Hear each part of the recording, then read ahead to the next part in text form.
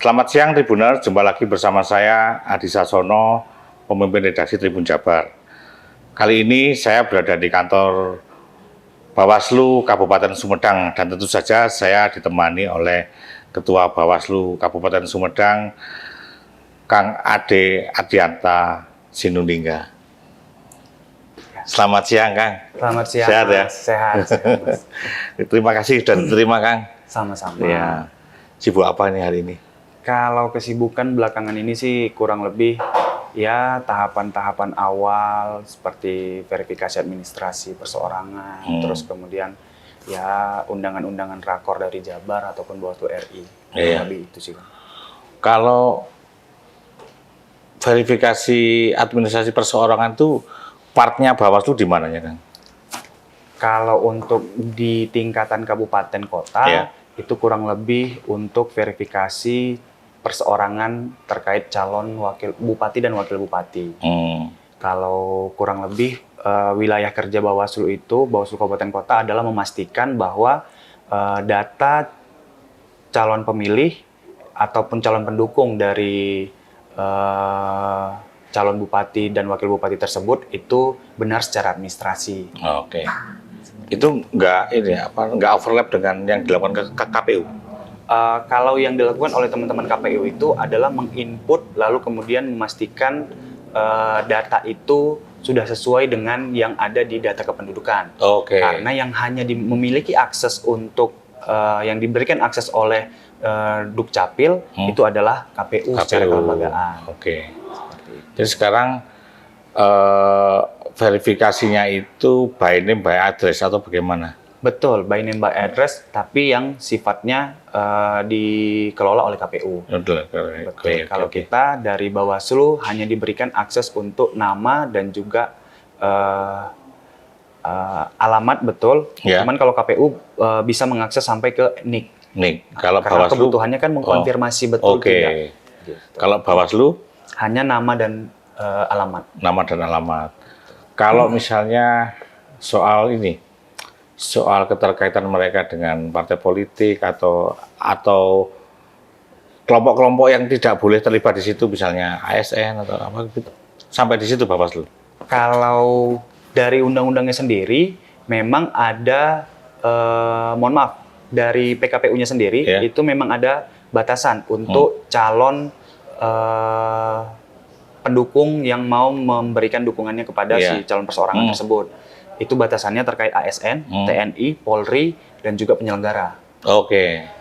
Itu masuk part Bawaslu juga untuk sebagai bentuk pengawasannya. Oke. Kang, kalau dalam hal spesifik Sumedang, nanti apa yang kira-kira akan yang harus diantisipasi oleh Bawaslu terkait pekerjaannya? Kalau dari verifikasi administrasi sih kurang lebih ya kita berkoordinasi dengan KPU. Itu yang udah dimulai kemarin tanggal pertengahan Mei itu sampai tanggal 29 yang mana memang hari ini itu paling terakhir, dan kita membuat LHP-nya per hari. Lalu memastikan ada 3 kategori. Yang pertama memenuhi syarat yang memang betul nama, alamat, dan NIK tersebut memang betul ada di lokasi tersebut. Lalu kemudian kita mengkategorikan belum memenuhi syarat BMS itu terkait yang misalnya ada kekurangan data. Misalnya NIK-nya misalnya kurang 1 angka atau alamatnya kurang lengkap, seperti itu. Lalu kemudian yang terakhir pengkategorian TMS, tidak memenuhi syarat, bahwa memang tidak ada nama itu dengan NIK itu di alamat itu. Seperti itu. Lalu kemudian Bawaslu lah yang nanti akan memberikan rekomendasi kepada KPU untuk ditetapkan oleh KPU berdasarkan hasil verifikasi administrasi apakah si calon bupati dan wakil bupati dari perseorangan tersebut layak atau tidak layak berdasarkan PKPU sendiri. Nah, Kang, kalau berdasarkan pengalaman Bawaslu selama ini, spesifik Sumedang ya, apa saja yang akan menjadi concern ya, concern Bawaslu untuk diawasi? Kalau dalam hal pengawasan, concern kita ambil contoh pemilu kemarin ya. Iya. Itu pesta demokrasi yang baru saja kita lalui. Iya. Untuk di Sumedang sendiri, kita melihat kurang aktifnya masyarakat dalam hal pengawasan. Karena memang partisipasi masyarakat ini lebih fokus kepada datang ke TPS dan memberikan hak suaranya. Oh. Masih sebatas itu yang kita lihat. Nah, sebenarnya yang diharapkan Bawaslu itu seperti apa? Kalau kami dari Bawaslu, dari jajaran pusat sampai ke bawah itu harapannya bahwa partisipasi masyarakat tidak hanya soal datang ke TPS dan memberikan hak suaranya, tapi juga ikut aktif, berpartisipasi aktif dalam hal melakukan pengawasan, karena memang pesta demokrasi ini juga tujuannya untuk memilih pemimpin yang memang bisa mewakili seluruh suara masyarakat, bukan hanya seluruh suara pendukungnya.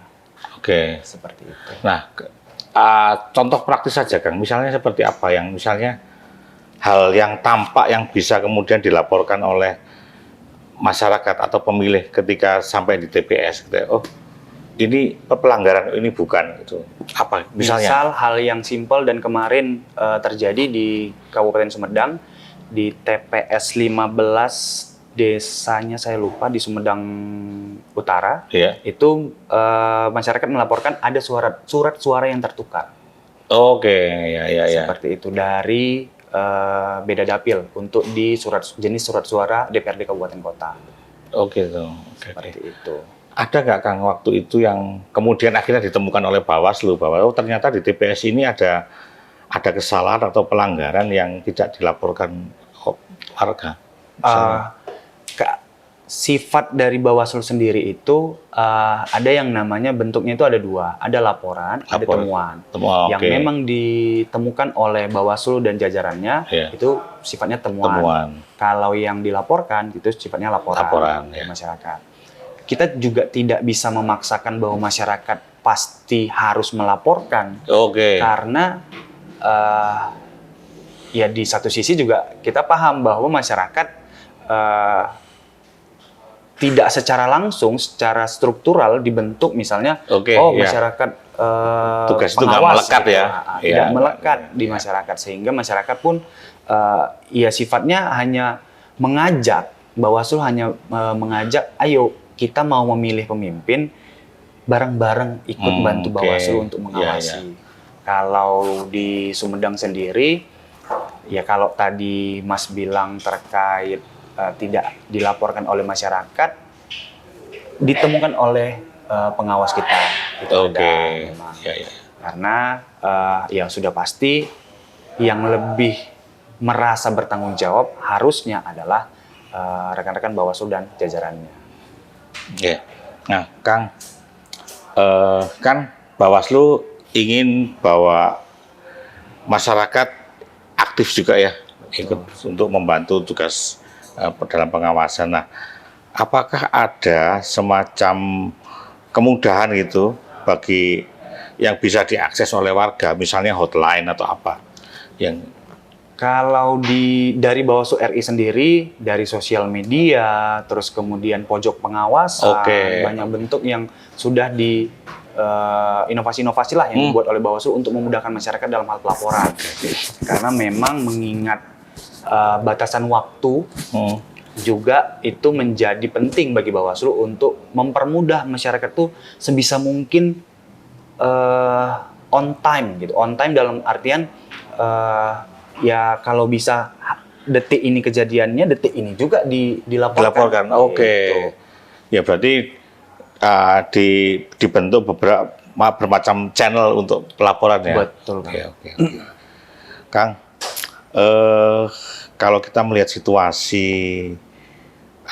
yang berkembang di Sumedang ini ya, kita lihat peta-peta partai mana sudah membentuk koalisi, mana sedang menunggu. Saya ini bisa benar bisa salah.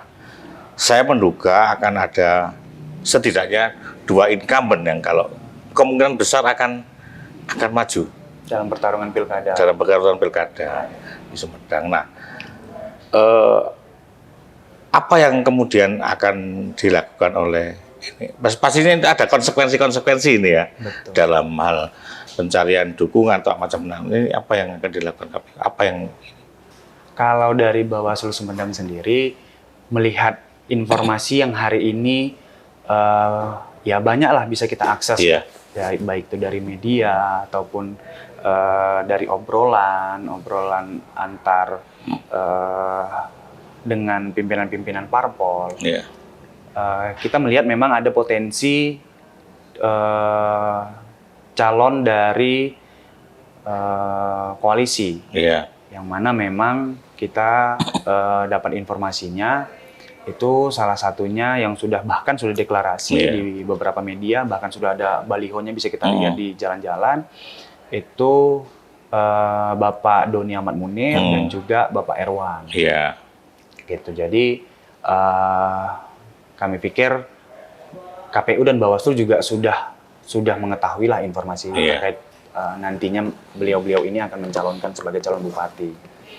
Nah, yang jadi menarik adalah beliau-beliau ini tadinya adalah bupati dan wakil bupati periode 2018-2023. Dan sekarang akan ya dalam tanda kutip berpisah jalan ya. Pisah jalan, memilih jalannya masing-masing. Nah, pasti adalah hal-hal yang beliau-beliau ini sudah buat atau persiapkan menuju pencalonan Pilkada 2024 ini. Nah, itulah yang menjadi fokus kita di Bawaslu. Jangan sampai kita hanya ingin memastikan tahapan Pilkada ini berjalan dengan sesuai dengan rule-nya, tanpa meninggalkan efek kesumedangannya. Kalau dari kita Bawaslu Sumedang, mengingat background dan juga apa yang sudah dilakukan oleh beliau-beliau ini sekarang dalam tahap yang mana memang belum memasuki tahapan. Oke, seperti itu.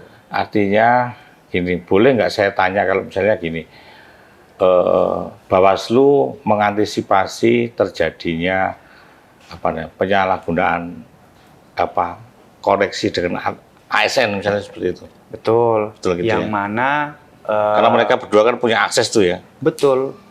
Seperti tadi saya bilang bahwa beliau-beliau ini juga merupakan mantan bupati dan wakil bupati. Sehingga baik itu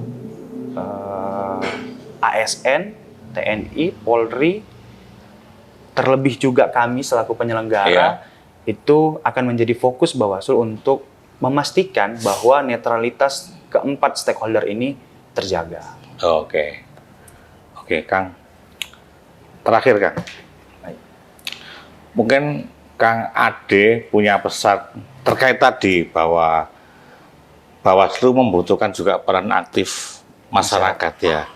Mungkin bisa disampaikan lewat sini kamera ya.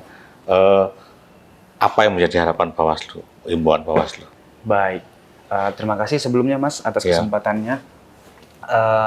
Kepada masyarakat Sumedang, Bawaslu menghimbau agar berpartisipasi aktif dalam hal pengawasan selama tahapan pilkada berlangsung. Karena mengingat ruang terjadinya pelanggaran itu sangat besar. Ditambah lagi ruang pertarungannya akan semakin fokus di wilayah Kabupaten Sumedang sendiri. Walaupun kita tahu tahapan pilkada ini tidak hanya menyasar soal pemilihan bupati dan wakil bupati, tapi juga pemilihan gubernur dan wakil gubernur. Namun harapan saya selaku Ketua Bawaslu Kabupaten Sumedang itu menghimbau agar masyarakat mau lebih berperan aktif lagi. Ketika kemarin pemilu sudah berperan aktif, sekarang itu kalau bisa lebih berperan aktif dalam artian mengajak saudara, tetangga untuk bisa sama-sama mengawal pesta demokrasi ini agar berjalan sesuai dengan peraturan perundang-undangan.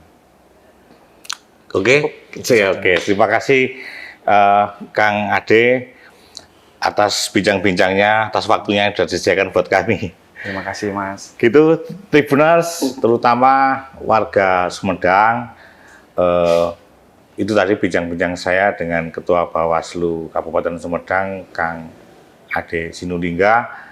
Semoga ini bisa menjadi panduan juga ya nanti ketika Bapak Ibu semua datang ke TPS untuk mencoblos, bahwa ada peran yang diharapkan yaitu ikut membantu dalam pengawasan.